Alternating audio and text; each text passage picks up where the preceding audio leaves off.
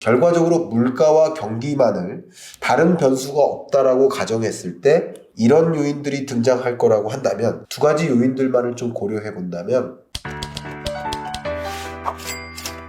한국은행의 경제 전망 네. 어떻습니까? 네, 한국은행이 이제 어제 날짜로 기준금리 인상을 했고요. 6번 연속 기준금리 인상을 단행했고 이제 빅스텝 행보에서 베이비 스텝 행보로 전환했다. 이게 골자죠. 근데 이 기준금리 인상 여부가 더 중요한 게 아니라 이것은 거의 시장이 예견했던 것이니까 한국은행이 향후 경제를 어떻게 보고 있나, 경제나 물가나 그 밖에 여러 가지 모습들이 어떻게 전개될까, 이것을 봐야 되거든요. 네.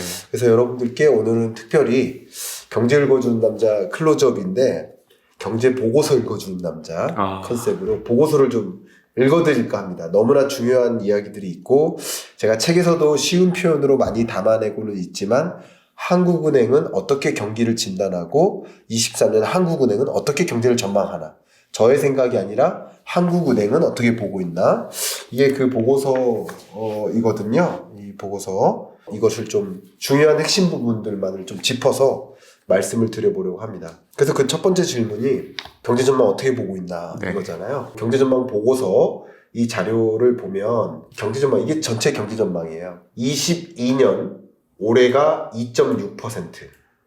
그죠? 네. 그리고 23년은 1.7%. 지난 한국은행의 전망이 2.1%였거든요. 23년은 2.1% 성장할 거야. 근데 2.1에서 1.7%로 낮춰 잡은 거예요. 수정 조정한 거죠. 네. 지난 전망을 발표했을 때 그 이후로 추가적으로 안 좋은 요소들이 등장했던 것, 이렇게 생각하시면 좋겠고요. 그래서 2023년 경제가 1.7%다. 이것은 소위 말해서 좀 안 좋은 경제. 우리나라 잠재 성장률이 2%니까 평년 성장률이 그래도 한 2.34 요 정도 되니까 코로나19 전 단계만 봤을 때 그러면 평년 성장률보다도 안 되고 잠재 성장률보다도 안 되는 이런 녹록치 않은 경제, 이렇게 전망을 하고 있다. 그리고 기존 전망보다도 0.4%포인트나 2.1에서 1.7%로 0.4%포인트나 하향 조정했다.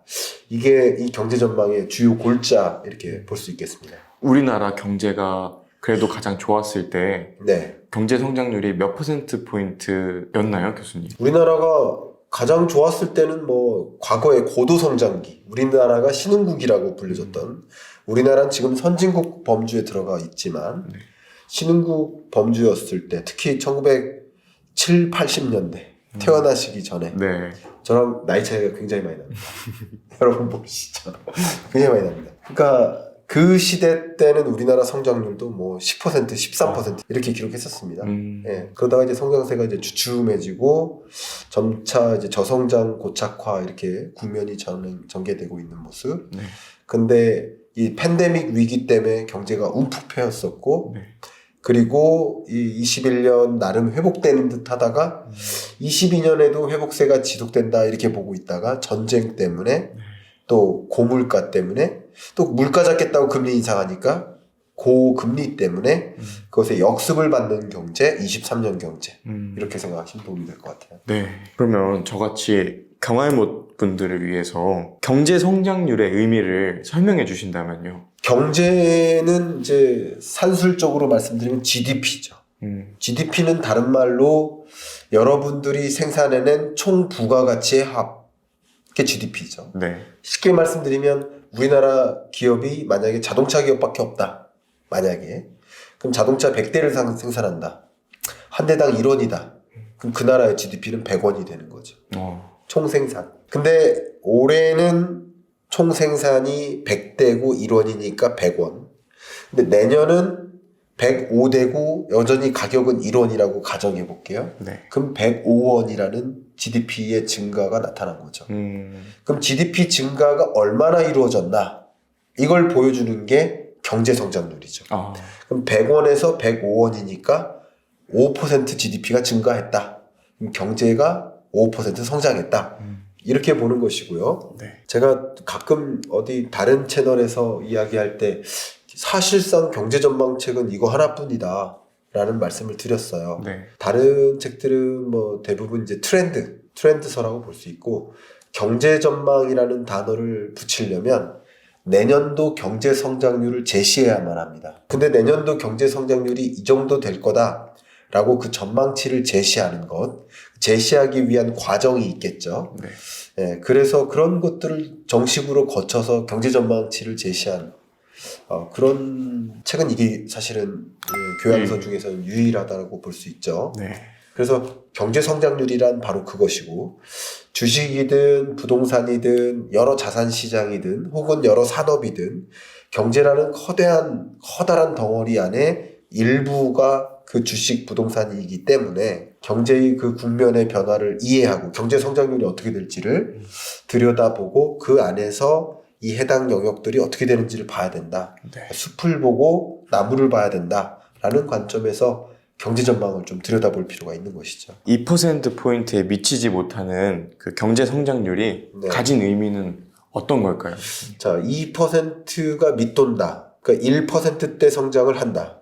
저는 이제 중립적으로는 1.9, 좀 비관적으로는 1.4, 그 정도 성장 밴드 안에 들어갈 거다라고 했는데, 제가 10월에 이 전망서를 제시했고, KDI가 11월에 전망치를 1.8로 제시했고, KDI 다음에 한국은행이 1.7%를 제시한 거예요. 근데 이 전망치가 어떤 의미냐? 제가 좀 전에도 이제 3프로TV에 출연을 했다가, 네. 여기서 저는 이제 같은 말을 하는데 받아들이는 분이 달리 받아들여요. 네. 그럼 예를 들면, 저는 경기를 얘기하는데 어떤 분은 주식으로 받아들여요. 그러니까 주가가 떨어진다는 말과 경기가 꺼진다는 말은 다른 건데. 근데 그게 왜냐면 시간적 격차가 있기 때문에 제가 그래서 좀 구분해서 말씀을 드리고 싶은 마음이에요. 네네. 일단 경기를 먼저 말씀드리고자 하는 거예요. 네. 그 다음에 주가를 보시면 좋겠고요. 또 한 가지 받아들이는 게 그레이트 리세션이라고 하니까 네. 엄청난 경제 위기가 올 것처럼 이해를 하시더라고요. 네. 아닙니다. 경제 위기라는 단어를 붙일 만한 시점이 있는데 네. 그게 우리나라 경제 관점에서는 그 2차 오일 쇼크 때가 있어요. 네. 태어나시기도 전에 1980년. 네. 이때 우리나라 성장률이 마이너스 1.6%를 찍어요. 80년에. 태어나시기도 훨씬 전. 네. 그리고 1998년. 이때 우리나라 성장률이 마이너스 5.1%. 역사상 가장 충격적인 거예요. 네. 우리나라 경제만 놓고 보면. 네. 이게 경제 위기예요. 그리고 2008년이 찾아왔는데 2008년 9년 네. 글로벌 금융위기가 왔고 2009년에 우리나라 성장률이 0.8%를 찍습니다. 네. 플러스예요. 0.8%. 그러니까 글로벌리는 엄청난 경제 위기가 왔는데 네. 우리 경제한테는 위기라고 표현할까 그냥 침체라고 표현할까 하기 애매한 구간. 네. 그리고 2020년 팬데믹 위기. 네. 됐죠? 그럼 1980년 2차 오일 쇼크 때 마이너스 1.6 그리고 1997, 8년 IMF 외환위기 때 위기 2008년 글로벌 금융위기 2020년 팬데믹 위기 이 네 번의 경제 성장률을 제외하면 이 1%대 성장률이 가장 낮은 거예요. 이런 위기를 제외해 놓고 보는. 그래서 제가 경제 위기와 침체가 다르다라는 표현을 그 3프로TV에서 했었는데 네. 당연히 저희 채널에도 해드려야 될 것 같아요. 네네. 경제 위기는 이렇게 마이너스로 충격을 받았을 때 그러니까 V자로 충격받고 다시 돌아올 때 그럴 때 위기라고 표현합니다. 경제 위기. 근데 경기 침체는 이렇게 충격받고 움푹 패이는 게 아니라 L자로 점점 꺼져가는 모습. 점점 꺼져가는 모습. L자. 그게 침체다. 이렇게 좀 받아들이시는 게 좀 편하실 것 같고요. 어쨌든 우리나라 근래 역사상 한 40여 년 역사상 위기가 80년 또 1996, 7, 8년 IMF 외환위기, 금융위기, 팬데믹 위기 이렇게 4번 정도 찾아왔는데 그 4번의 위기를 제외해 놓으면 그 중에서 제일 나쁘다. 네, 근데 경제 위기라는 단어를 쓰기보다는 경기 침체라고 보는 게 맞겠다. 이렇게 설명드려보겠습니다. 네. 한국은행에서 저희 물가를 또 발표를 했죠. 네. 네, 교수님께서 속보로 또 즉시 분석도 해주셨는데 그럼 한국은행의 물가 전망도 네. 좀 더 궁금합니다, 교수님. 네. 지금부터는 오히려 저의 전망보다는 한국은행의 전망 보고서를 여러분께 읽어드리는 방식이니까 가급적이면 저의 판단보다는 저의 색깔을 좀 없애고 객관적으로 이 숫자를 여러분께 읽어드리는 방식, 그런 방식을 좀 취해볼까 합니다. 기본적으로 한국은행이 역시 물가의 수장, 물가 잡는 기구 이렇게 생각하면 좋겠죠.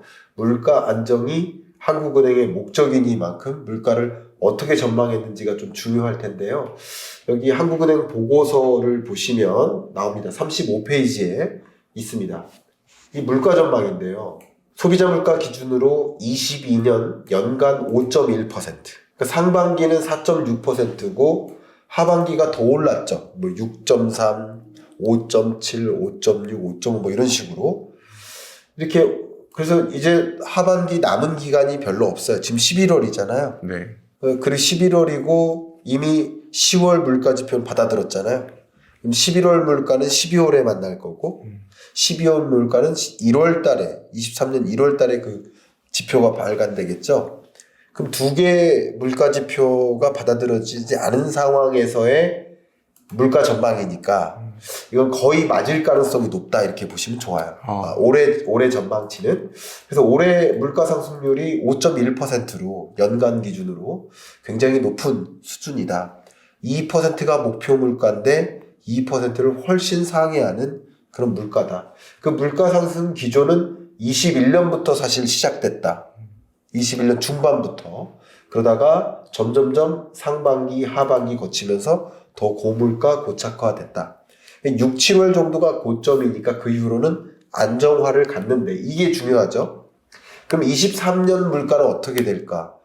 2%안 온다. 그러니까 기준입니다. 3.6%로 전망합니다. 그러니까 23년 물가 상승률이 아직도 2%를 훨씬 상회하는 3%조차 상회하는, 특히 상반기와 하반기를 나눈다면 상반기가 4.2, 하반기가 3.1. 그러면 이 상반기 평균이 4.2니까 뭐 예를 들어서 상반기에 23년 상반기에 5%, 뭐 4.9, 4.8 이 정도 진행되다가 또 상반기 끝자락 5월, 6월쯤에는 뭐 4에 근접한 3 후반대 이런 숫자를 볼 거고요. 그리고 하반기의 모습은 하반기의 평균이 3.1이니까 하반기 중에서는 뭐 3점대 후반에서 시작해서 2%대 근처에 올 수도 있습니다. 대략 11, 12월쯤에는. 네.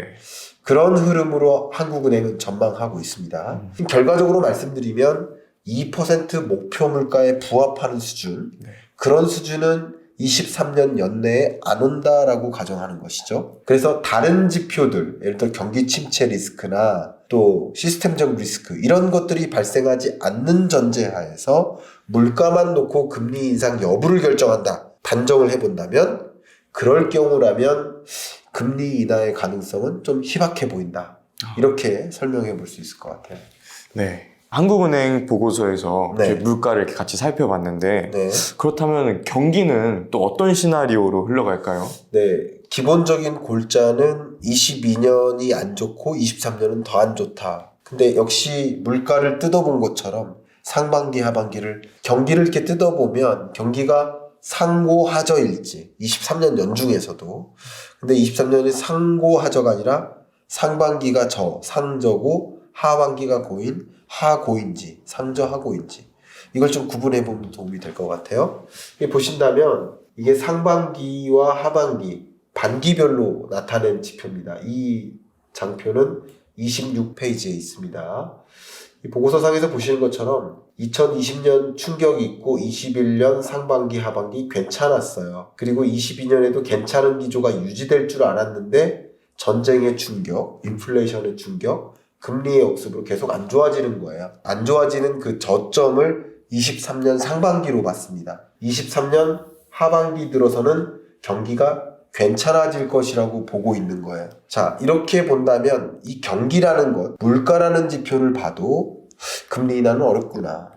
또 역시 경기라는 것을 보더라도 현재로서 한국은행이 피봇을 하겠다. 금리 인하를 하겠다. 왜냐하면 23년 상반기가 가장 안 좋고 하반기는 그나마 괜찮아질 것이기 때문에 그래서 하반기 들어서 굳이 피벗해서 경기 부양적으로 움직일 필요가 없지 않느냐. 결과적으로 물가와 경기만을 다른 변수가 없다라고 가정했을 때 이런 요인들이 등장할 거라고 한다면 아까 물가와 경기 두 가지 요인들만을 좀 고려해 본다면 이렇게 금리를 올렸다가 23년 1, 2분기에 올렸다가 계속 동결해 나갈 가능성이 높겠구나. 이렇게 판단하시면 도움이 될 것 같습니다. 이런 경제 성장 경로와 금리에 대한 판단을 같이 하신다 그러면 그렇게 생각하시면 좀 도움이 될 것 같아요.